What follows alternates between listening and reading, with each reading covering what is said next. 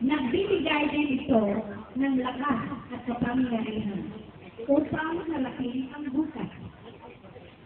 Gamitin natin ang buong bukas Kan Allah YouTube. Ani. ang mga lifelong skills na ibinahagi sa atin ng ating mga guro. Sa edukasyon na itinagkaloob sa atin, tayo huhugot ng lakas upang matutong makisalamuha sa kapwa. Makapaghanap buhay, makapagnegosyo, maging responsableng mamamayan, at makaambag sa ating lipunan. Ang tunay na layunin ng edukasyon ay makahubog ng isang mabuting tao ng isang malaking Pilipino.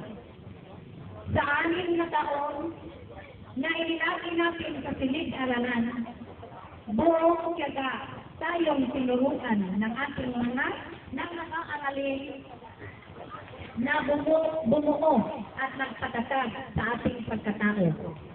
Baunin natin ang mga ito sa susunod pang mga yugto ng ating buhay. Ang iyong pagtatapos sa elementarya ay isang maliit na tagumpay tungo sa mas malaki pang tagumpay. Ipunin ng lahat ng magagandang katutuhan at iwaglit, subalit kalimutan ang araw ng mga di magagandang karanasan. Muli, tanggapin ninyo ang aking pagbati at ang pagpilit Yes. makarating. Ari saya ni dia. Sana'y Sumunod huwag niya kana ang ating tungkulin. na Lagi na